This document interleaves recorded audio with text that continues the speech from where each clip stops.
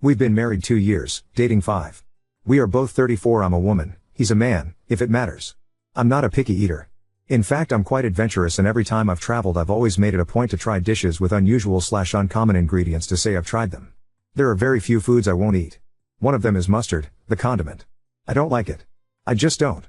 The taste is very strong and overpowering, and it's an unpleasant taste. I've tried yellow, stone ground, honey, artisan, brown, spicy, you name it. I have tried them all. And I just don't like them. My husband for some reason never understood this. He loves mustard, especially honey mustard. He puts it on all his sandwiches, dips his fries in it. And every time he tries to force me to try it, he'll insist I'll like it this time. I'm a grown-ass woman. I know what I don't like. And I don't like mustard. So I'll say no, and it'll devolve into a mini argument where he'll call me picky. Well, last night we were on the road home from a weekend trip we took together, and he stopped at a gas station to get us a quick bite. He got a hot dog slathered in mustard. I got one but decided to keep it plain. I don't really love hot dogs to begin with, but I will eat them. While we waited in line, he asked what I got on mine. I told him nothing. He actually got furious and grabbed it from me. He marched over to the condiment station and began putting mustard on my hot dog, telling me to grow up and stop being picky. I just walked out and sat in the car. I didn't even want the damn hot dog anymore. My appetite was gone. He came back and began screaming at me for embarrassing him even further. The word divorce was said for the first time ever. I secretly recorded his screaming because I was genuinely afraid I would die. He was driving erratically, swerving and ding. I'm in a hotel tonight. He ignored me all day at work, and then the call started around when he realized I wasn't coming home. Non-stop voicemails and texts. He sent me a screenshot of a Google search for local divorce lawyers. I haven't eaten all day and I've been sobbing in this damn hotel room. I don't want to get divorced, and I wish I had just ate the fucking mustard. Someone, anyone, please give me an explanation. Am I in danger? Why would he react this way to a preference of mine? I'm completely broken right now. Update 1. Regarding when I said no to sex.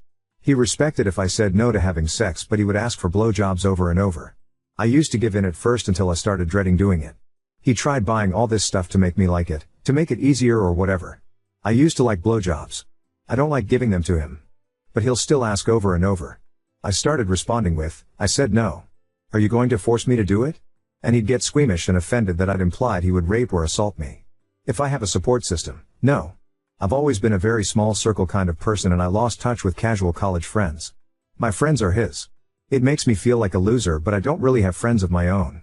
My parents are dead. My dad died when I was a teen, and my mom passed recently of heart failure. I have no siblings. I'm financially capable of living on my own, and I could pay for a divorce. I just really didn't want things to be this way. The mustard thing was always just an annoyance to me. I didn't consider it a deal breaker, but obviously it is for him. We have no kids and no equity. Our finances are separate save for one joint account we equally contribute to for bills. We were looking at buying a house. I'm safe. I'm at work and I'm staying in the hotel until further notice. He has continued to text. One message said that he loves me and doesn't want to lose me, but I forced his hand by refusing to communicate or come home. I haven't answered. I don't know what to say. I forced myself to eat my favorite takeout late last night, but it tasted like cardboard. I stayed up late compiling a list of every time he has shown worrying behavior. I guess the mustard is the tip of the iceberg. Update 2. He has reverted back and has told me that he never wants to see me again, so I suppose that gives me time to read that book that someone on RA suggested to me. I forget the name. I will admit, while I was at work and thinking of the lonely room waiting me after 5, I considered just going home. But I knew what awaited me. I'm too drained to muster up the kind of apology he would be expecting in order for things to go back to normal. I honestly fear that our normal is detrimental to me. I also don't want to apologize. I don't think I did anything wrong, and you all helped validate that. I always felt like I was the one disturbing the peace. He'd get so upset over things that were little to no effort for me to just do or go along with because I loved him. And somewhere along the way I think I lost myself. I never liked mustard. I never liked golf, or camping, or red wine. But he loves all of these and wanted me to love them too. He said he was introducing me to his hobbies so we would have shared interests as a couple. But I have realized that out of all the things I used to like, he has either refused to try or ignored my interest. Our shared interests are just his. God, how do I feel like my own person again? My world broke not 2 days ago, and now I'm drunk at a hotel bar switching between Reddit and researching divorce lawyers. I still don't want a divorce. It's so permanent. I never pictured myself a divorcee. I used to think that every choice I made deliberately. It used to be a point of pride for me. But he's making this choice for me. And it hurts. Update 3. I took this week off at the encouragement of my employer. I plan to spend it finding a therapist that specializes in domestic abuse and sexual assault, which I've come to realize I'm a victim of. I feel completely numb. I'm also looking into a divorce lawyer. Secondly, he found the hotel where I was staying.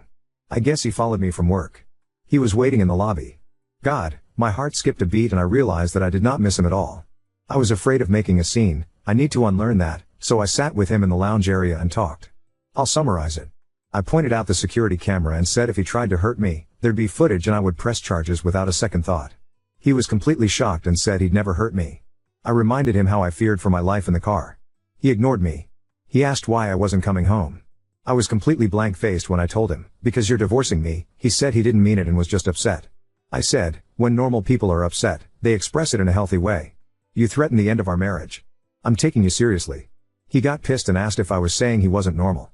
Honestly, I just wanted the conversation to be done, so I told him if that's really all he heard then there was no point in talking anymore. I told him I was looking for a lawyer and he should probably do the same if he hasn't found one. He lashed out and said, all this over one mistake? And I just stared at him. As I made to stand up, he grabbed my wrist hard and I pointed at the camera again. This just made him angrier. He never could handle slights to his ego. One mistake.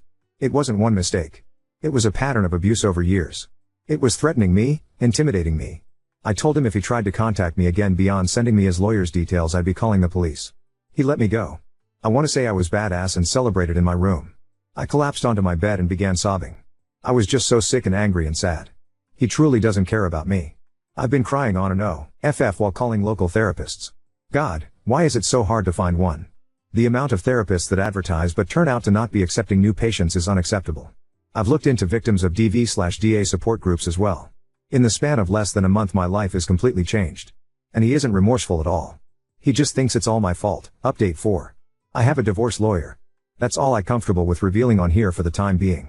I will also mention that I have moved locations. I am safe and secure. My work has allowed me to go fully remote. My STBX does not have my location, nor are there any trackers on my phone. I am in contact with people and organizations who are helping me. Earlier this week, the calls and texts really ramped up. I was advised to leave him unblocked and simply muted so his messages would come through. I read a few since I was curious. He wanted me at Thanksgiving dinner with his family.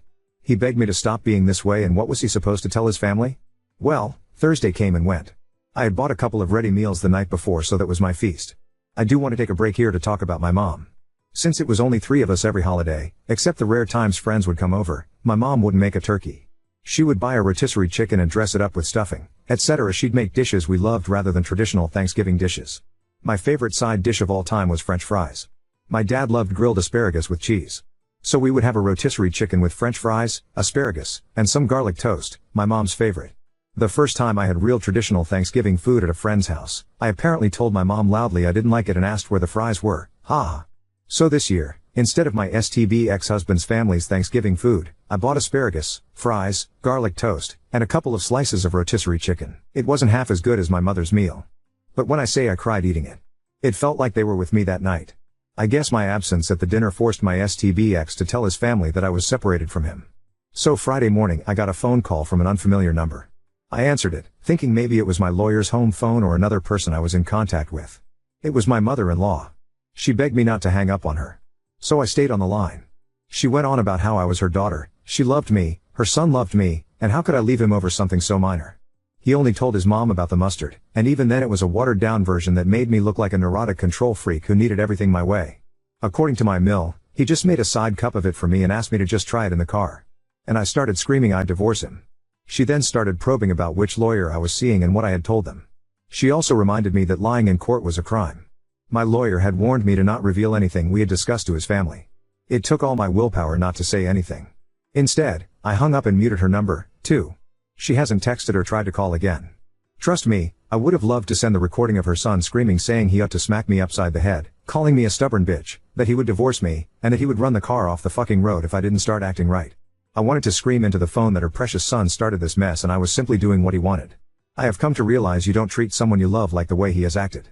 Normal people don't want to have sex with someone who has already said no. Normal people don't keep pushing and obsessing over food preferences. There is something seriously wrong with that man. He texted me last night, Friday, calling me a bitch for making his mother cry. He also said he would find me and it would take more than a locked door to keep him from getting me and taking me home. I forwarded those to the right people. Update 5. I moved. I will not say where, but I have found a new home. My job let me stay on as permanently remote. I can't go into details about my divorce or other current legal proceedings, but I can say I was granted a protective order due to something that happened back in December. Due to the nature of what happened, I was hospitalized for a time. That was what I guess made me realize I wanted to get the fuck out. I traded my car, had my phone checked for tracking apps/devices, and changed my number. He cannot contact me or have anyone contact me on his behalf. I am now several hours and state lines away from him and his wretched family. I moved with only 2 suitcases and a duffel of my stuff. I cannot wait to furnish and decorate my new home the way I always wanted it. I'm in therapy and I have a survivor support group I see weekly. I will be okay. I feel like I can finally breathe. Edit, you are all very kind.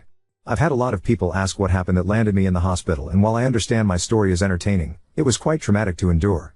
Respectfully, I won't share that until I'm ready. I appreciate all of the support, and I'm both touched and heartbroken by those of you who have shared similar stories in my comments and DMs. I'm simultaneously horrified that others have gone through this and relieved that I'm not the only one. Update 6. I'm here to reassure all of you that I'm okay, alive, safe, free. And with that stress and anxiety, mostly, cleared up, I feel like I can finally put to words my emotions. I was very small and skittish during the abuse and for some time after leaving. I'm not sure how else to put it, but I felt like I had to be small. I was constantly regulating and accommodating. It was horrible, in retrospect, but no one prepared me for the emotional turmoil that ensues once you're safe and away. I felt rage like nothing else. I would spend hours screaming and crying into my pillow, hating him, wondering how dare he treat me like that? As therapy and my support group has worked to rebuild my self-esteem, I've become more and more outraged on my own behalf. I read why does he do that? And while it helps provide context to why he abused me, it still doesn't make me feel less angry, I guess. I'm angry for myself as a human being. He treated others with respect but thought I deserved all that he did to me.